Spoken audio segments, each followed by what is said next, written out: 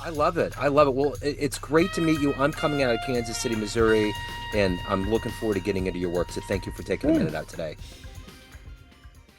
So Yeah, I'm let excited. It'll be a fun conversation. absolutely it will. So let's begin our journey into your work by asking you this. 5 years ago, this pandemic changed the world. All of us.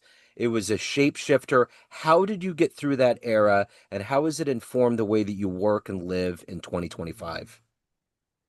It's probably going to be a contrast to how most people respond. But for me, the lockdown of the pandemic was this container that really, really forced me to slow down in my life and unconsciously face all the parts of myself that I've been running from.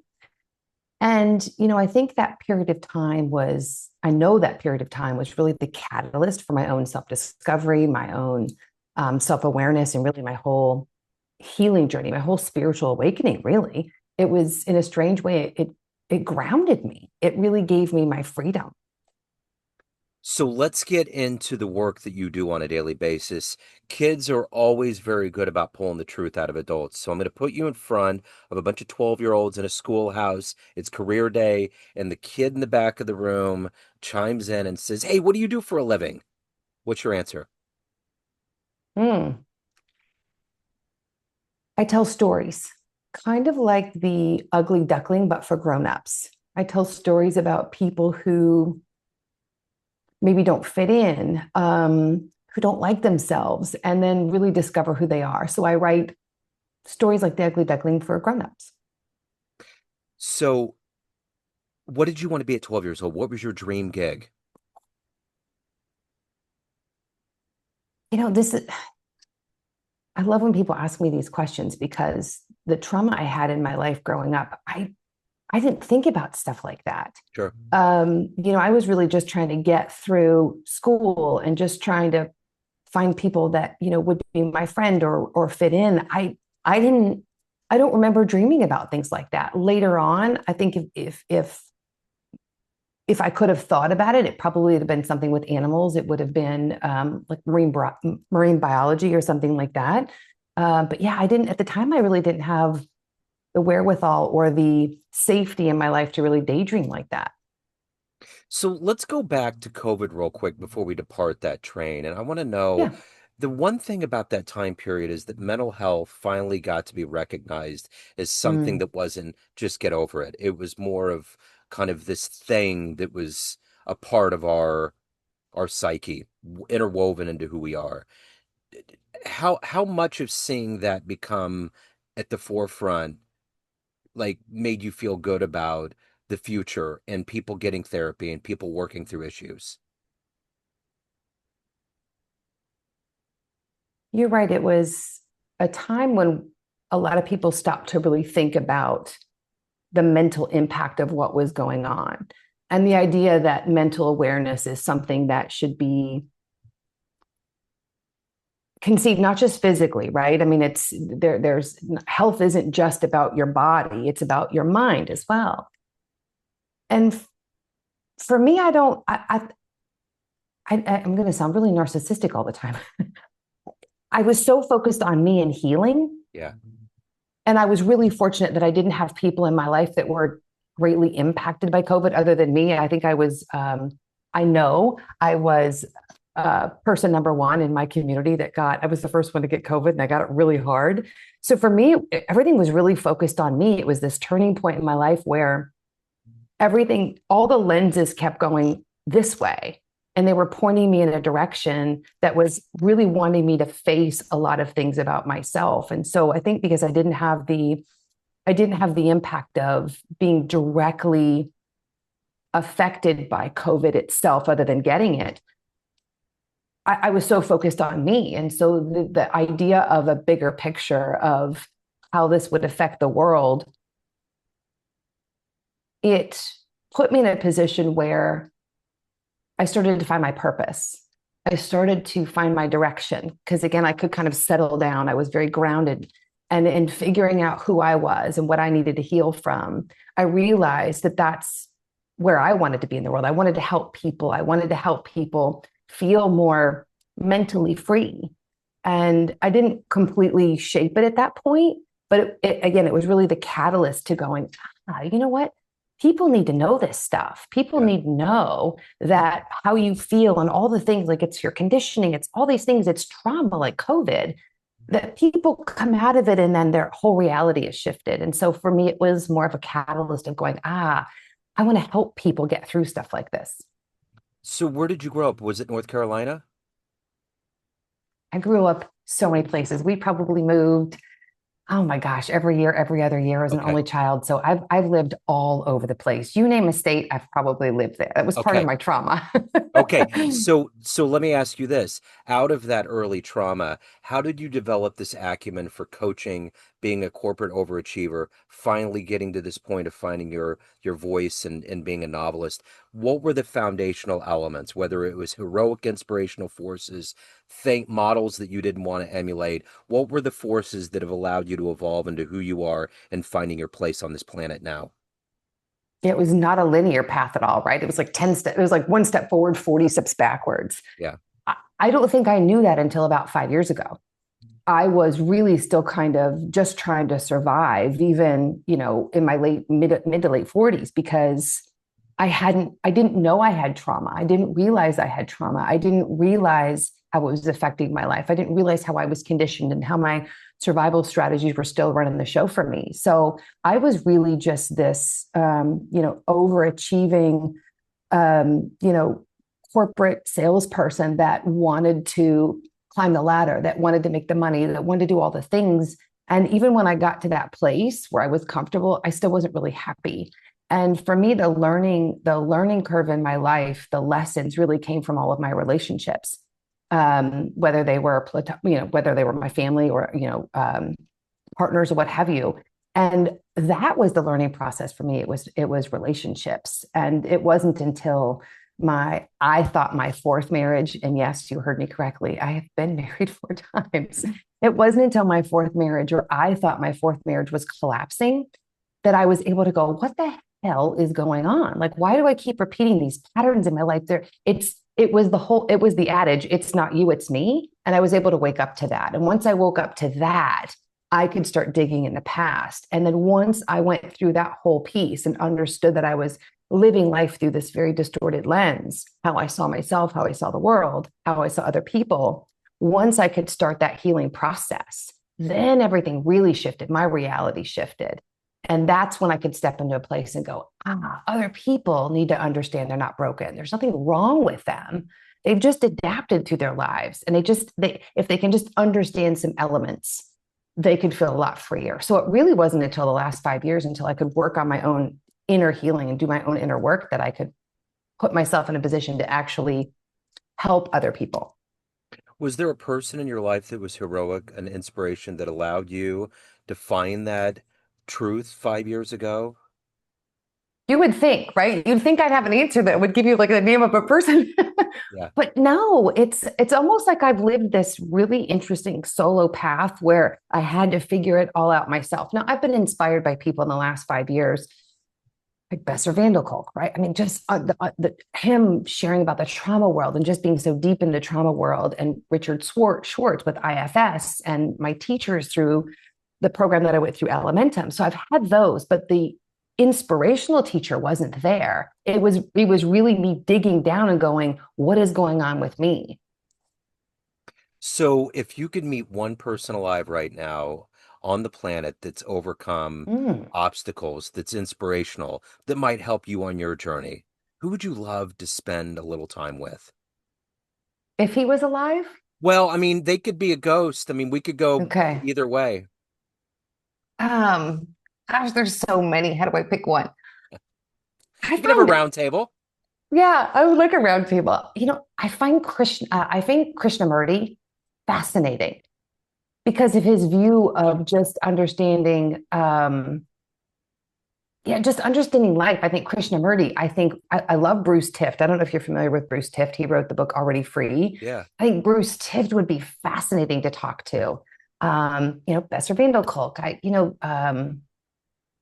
There's so many people, and I know you're probably wanting this answer that's, this really incredible person, right? Like Gandhi or whoever. But and trying to stay grounded, really just trying to understand who I am. I think those people would be really cool to talk to. But I think Krishnamurti would be cool to talk to because he seems so buttoned up and he seems to know what he's talking about. And it's always fascinating to me. But yet he has this, for me, this mind blowing philosophy about life. So probably Krishnamurti. That was Well, a long way there around the barn, but no, those are the answers that I'm looking for because I'm not necessarily looking for that pie in the sky. I think the beauty of this is that it really taps into who you are and what has motivated you. So I'm curious as a writer, what was the first thing that you wrote that you showed someone and got a visceral reaction and thought, I can do this. This is something that I'm good at. yeah, I don't even know if I'm good at it. If I'm being totally honest, it was more people saying to me, "Oh, your life's really interesting. You should write a book." Sure. And I thought about writing a memoir, and I thought, no, there's reasons I didn't write the memoir, and I wanted to write fiction, and I can share that with you. But it was really other people going, "Gosh, your life is kind of a hot mess. Like I don't even know how you're where you are." So it Yeah. was more people kind of inspiring me and going, "You should do it." And I'm like, I'm not a writer. I didn't even graduate college. Like how am I going to write a whole book, 70,000 words? Really? So it was more people just telling me that's what I should do and me just going, oh, okay, I'll try that. So, What about literature? What's been a seminal book or an author for you in your life that's kind of inspired you in a writing and even a reading sense? mm. Well, the first book I ever read front to cover, like front to back, um, outside of any type of academic experience was I'm trying to remember. It's I've got it over here. It's called Eating Animals by Jonathan Foer. Okay. And he didn't talk about veganism or vegetarianism, but the way he described things in the book and the way he told me about where my food came from, there was two things I got from that. One, I wanted to become vegan after reading that book. It was very important to me. And the idea that you could convey such a strong message between these two covers was fascinating to me. I'm like, wow, someone wrote all of these words and those words have fully influenced me. So it was almost twofold for me, right? It was, oh, I see what he's saying, it resonate with it. And wow, the idea of just writing a book and reading it for fun versus like a school environment.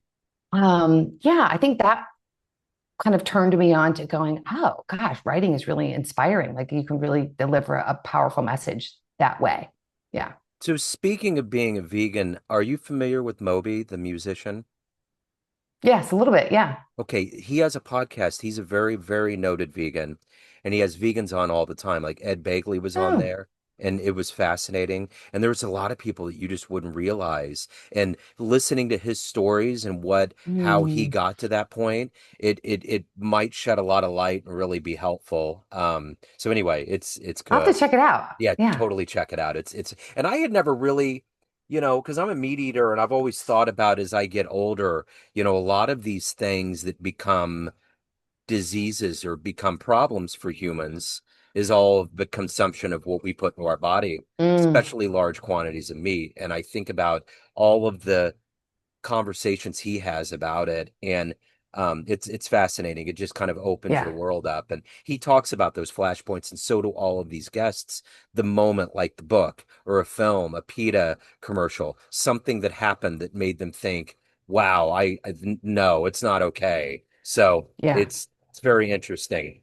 So let me ask you this. Hold on, I'll have to check it out. it got really loud. I'm sorry if you heard that. So let me ask you this. If you were to have a dream, like a Matrix dream, and you walked into a room and your 12-year-old self was in there, and you could give that young version of you a piece of advice based on this life you've lived, the choices you've made, the wisdom you've accumulated, what advice would you impart on that young version of you? Mm.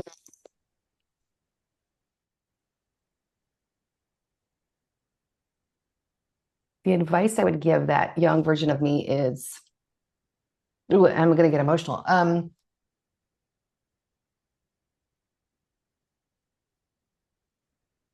That what happened to you, what's happening to you, isn't a result of anything you did. Yeah. you are good enough, you are lovable, and that's important to know.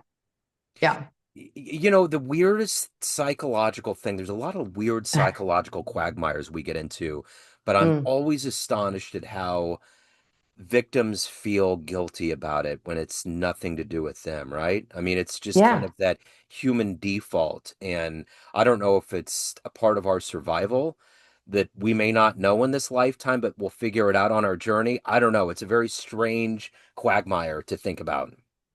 Yeah, well, trauma, and I love you had I don't remember, I don't know how to pronounce her last name, but Kat, she was on in April. Yeah. She was the medium, and I resonated with a lot of what she said and understand about generational trauma. And when you have an experience, it enters your skin, it enters your body, it enters your eyes, and it really goes into this very primitive part of your brain, which is the amygdala. It immediately interprets whether this is safe or whether it's dangerous, and it records that, right? And then that traumatic event really takes hold when you realize you can't get out of the situation that you're in. So you're either in fight or flight, or you're in your freeze or fawn. And what happens is most of us begin, because that's recorded in such a special way. um, we live when the activators happen. We live in the past. We don't live the moment in the present. So I'm reacting to something in the past, and that's why it can be so deeply embedded. Because when something looks like or similar to the start of that event or that event itself, you then have all of those emotions that come back up because it's stored in the body. And it seems like you're reliving that event, and you're not. Yeah. And when you start to understand how the brain works, which I think is so fascinating, when you start to understand that and you start to know that that trauma, that conditioning, the things you experience create this whole distorted lens. Because, Joe, you don't see reality as it is. I don't see reality as it is. Nobody does. We all see it through these very distorted lenses from all the things that have happened to us in the past. And when you start to recognize even just those things, you become a lot freer. And so I think it's you're right. It is fascinating because trauma just it impacts so many things, and it's not just and what you think is trauma I may not think is trauma. It's how my body interprets it and records it. And so many of us walk around going, oh, I'm broken, or I'm damaged, I need to fix myself, I need to do self-help and all the things. And I don't think that's the case. We've all adapted. We're all exactly who we need to be. And maybe it's just understanding things like you're not seeing reality as it is. Maybe it's just very simple things. It's, working with that trauma, learning to heal those things. But yeah, I think our experiences are very interesting in how we carry them with us through our entire lives until we notice them. Sorry, So, I'm still reeling from the question you asked me, where I'm in tears. So yeah, no, no, you're good. I'm sorry. Yeah, no, yeah. So thanks let for me, that, Joe. yeah, I apologize. So let me ask you this. What is the motivator for you every day to Mm. wake up and to do work well, to take care of your soul, to take care of your existence? What is that collective energy to do it at a high level every day? I have no idea. I wish someone would tell me. I'm retired. I've been retired for 5 years, so I could be sipping pina coladas and martinis by my pool.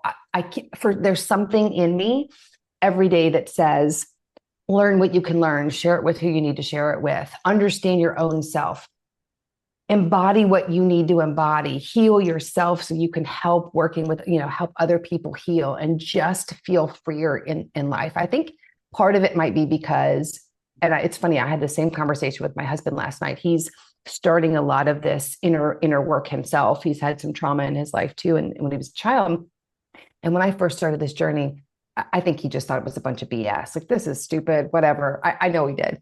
But he's starting to see maybe how I feel freer, how he's starting to realize some things. And he's really starting this process himself. And I'm really proud of him, because I asked him last night, I said, why do you keep doing it?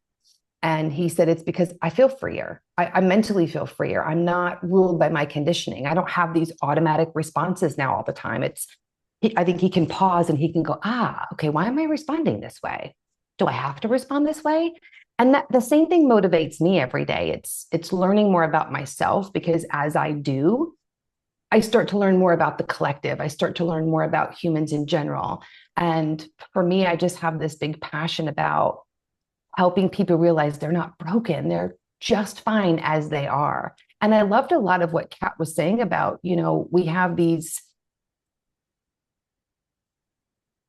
I align with her philosophy that we're here temporarily, right? We've been here before, we'll be here again. We're here to learn what we need to learn.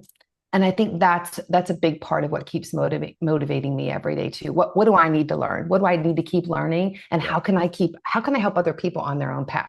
Yeah. absolutely. So, of everything that you've done in your life, accomplished, overcome, and evolved to, what are you the proudest of? Probably my own healing journey. Again, I sound really selfish, but probably my own healing journey Yeah, because it was really without the instruction. My parents were in and out of my life. Um, I didn't get to graduate college. I had to work. I didn't have a lot of direction. It was me, succeeding and failing and all the things. And it was, yeah, I think I'm really proud of myself for being able to have the courage to face all the things that I never wanted to show anybody and admit all the things that I've done to other people in my life. And that was really hard. And just having the courage to do that, because other things have come from that. But I think really just having the courage to look at myself fully and face all those things and not love everything I have done or become. So yeah, probably the courage to just face myself. so, speaking of you, everyone has a perception or an idea of who they think you are. Your family Yeah. does, your friends do, your readers do, clients, everyone that you've known professionally, personally, that you run the show. What's your perception of you? Who do you think you are? Oh gosh, you're gonna make me tear up again. And Joe, I've done a lot of inner work, so it's still difficult for me to get past that lens of I'm not good enough and I'm not lovable. So even when I'm answering this question for you, I can feel that that's coming up. Yeah. How I see myself is probably, um, which tells me I still have more work to do. Probably just a normal person that has made a lot of mistakes, um, has done a lot of healing, has more to do, and I see myself as probably pretty average. Yeah. Yeah, Well, that's the thing. It's a journey, and we're all going through yeah, it. And I learned so much in these realms of podcasting and interviews and realize how many people out there have gone through things like you've said that they just thought was normal but was traumatic, was terrible, yeah, formed a lot of the things that are personalities. Like I even think about my life with early on in my life relationships not working. What's going on? Why is this? Who's doing this? How is it? And I think we're perpetually on that journey. And it doesn't matter how well put together we think somebody is. I remember watching The Last Dance with Michael Jordan, and he just looked like he was either he just cried or he was getting ready to most of that mm, that that whole thing, three, four yeah, part series. And there's all these people, interviews with Oprah, all these people, and we think, man, these are the ones that have it together. These are the ones that got it figured out. But I mean, even yeah. Oprah or someone like Maya Angelou, what they went through early on in their lives, wow. I mean, when you really dig into the truth, we're all on this journey. But I think what's so triumphant about your story and about stories of people that evolve is that you don't stop and you're not going to stop. Just like you said in this answer, as emotional as it is, you're still not going to stop. You don't get to this point where you're like, all right, I'm healed. Everything's great.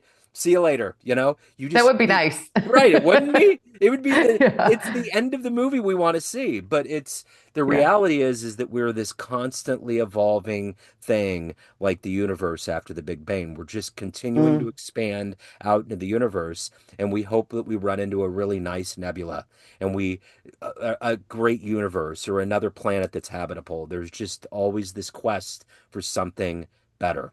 So, so the book yeah. is Behind the Mirror. If anyone wants to pick up a copy, if they want to reach out to you, if they have any questions, they're curious about your world, where should they go? And go to my website, bridgetbud.com, and they can buy the book directly on there. They can learn more about the book and why I wrote the book. And I want to comment on what you just said because yeah, I think, energetically we're here as humans, we're experiencing a human life. And it would be nice if we got to the place where we're just, oh, check, done. But I think that's when we're done with our life, right? We are learning until the day we die. Yep. And that's why we're here. And you can do all the healing you want, but more experiences come in, more healing shows up. So it's this whole thing. And that might be a big misconception about doing inner work. Like you just said that, oh, check the box, done. But then that means you don't have any other experiences coming Yeah. in, right? Because I could be Yeah. the most healed person in the world, and then I have another experience come in. Oh, I still have more work to do. So it's a big misconception I think people have about inner work, that you're just, oh, check, you're done. I have friends that think that about me. Oh, you shouldn't get upset. You've done your inner work. No. So yeah, and that's a really good point. But yeah, I think that's a big deal. But yes, bridgetbudd.com, and they can find more about the book there. Yeah. Well, and I think the beauty too of that process is that there's this myriad of people that influence you. Like I would have never imagined that you would have picked an interview like Kat and honed in on that as something that was inspirational to you. And each vignette of all of us will hit us in specific ways we may never even know about. Did you ever watch the show Monk? The one Oh, about it the sounds familiar. He has the black hair, right? Is it the guy yeah, with the black hair? Yeah, Tony yeah, Shalhoub. Yeah. So yeah. I don't want to give anything away too much, but they did a reboot and it was during COVID. And obviously he was happy as he could be because everybody's masked because he was a germ freak. So he's like, oh my God, I hit heaven, and like everybody's That's doing funny. hand sanitizer and he was totally happy. But he got to this very pivotal point in the show where he's trying to solve these murders of people that are gone. And he really feels maybe the modern world of like post COVID consciousness where it's like, what am I doing? What am I affecting? And he got all of these people, this enormous line of people that were totally healed by all these murders he solved. And I think sometimes in our lives, Mm, we wait for this piece of paper that Bob Dylan's going to delicately put into our pocket that's going to illuminate what we're doing down here. But it's very personal for all of us. And there's going to be all of these surprises, these divine moments that are going to be all of our own. And it's yeah. going to inspire others like this interview. And I think that's the beauty of even this podcasting world is that we have this ability to share this experience as humans, which is kind of what therapy is, because when you get it out there, then it can take a life of its own and help us on our journey. So, Yeah, absolutely. Do you know who Nancy Dennison is? Have no. you heard of? So Nancy Dennison is so cool. Gosh, we could talk forever, but Nancy Dennison, I think, is so cool. I heard her on a podcast on my one of my teachers. She was on her podcast, and so then I kind of did some research with her. But she's got a couple books out. I'm not going to get it completely right, but I think I'm going to get some of it. But she was this very prominent attorney in New York. And I mean, big attorney. I think everybody knew who she was. She's died, I believe, about 7 times. And the first couple of times she's died, whether it be, I don't know if it was in the surgery or what happened, but she had this, and I'm going to paraphrase here, but she would have these realizations that these energetic beings were saying to her, I need you to come, I need you to go back. I need you to tell people all the things that we've told you that, about how you're just here, kind of passing through Earth and all the things. And she can explain it obviously better. But she'd come back and she'd still I think she brushed it off. So she would still keep, doing what she was doing for her career. And then eventually, I think the last time these beings said to her, we're serious. You're never going to come back if you don't share this message. So I think she stopped being an attorney. And this is what she does full time. She's written a bunch of books. But I'm going to paraphrase because I think this is pretty cool. And it kind of leans on what Kat said too. She has this thing, I'm paraphrasing her. It's almost like our souls have these wherever we are, and there's this big sign up sheet. And you see Joe, you see Bridget, you see Kim, you see Jenny, whoever it is, right? And you get to see a little highlight reel of their life and what the lessons are that they want to learn in this particular lifetime.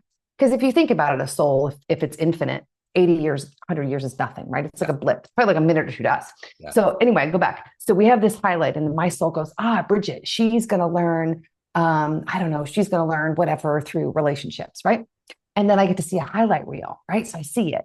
And she said the highlight reel explains when you have deja vu. You walk into a room and you go, oh, I've been here before. She goes, Uh-huh. that's because you've seen the highlight reel. Uh-huh. But she said, then you go, I'm going to choose Bridget. And I get to experience Bridget's life, right? I get to learn what I want to learn, or maybe Bridget's life doesn't allow me to learn that, right? But it's kind of like a challenge. So it was really fascinating. But if Yeah. you've never heard about Nancy Dennison, I don't know. It just seems really cool to me, and having that perspective, and it's pretty neat. That's fascinating. Yeah, the near death Yeah. experience, the warmth people feel, but they have to come back, that kind of a thing. It's like Yeah. it all just adds the multi layers, and it actually comforts me. It's comforting to think that we have all of these adventures to go on, and that's what really gets us going anyways down here. So it's good for sure. Yeah. And I think that's part of it when you have that perspective that, or part of the perspective even that, I'm here to learn something. I chose this particular path in life because I want to learn something. So where I am is where I'm supposed to be. All the things that have happened to me they're happening for me, not to Okay. me. Uh-huh. And it does change your perspective. You're like, oh, what can I learn from this? Instead of being totally like stuck on what it was. Like I could be stuck on what happened to me, but instead I've looked at it differently. I Yep. chose my mother. I chose that life. What can I learn from it? How does that help me throughout my life, right? And so it's just a different perspective. Yeah. And for me, it's been really enlightening. So yeah. It's fascinating. Bridget, this has been so good. Thank you so much. It's so great to meet you. Thank you for your story, your strength, and the courage, everything that you're putting out there. I really appreciate it. Thank you for hosting this podcast and for having me on, Joe. Yeah, Appreciate it. absolutely. It's a It good was great. conversation. Yes, absolutely.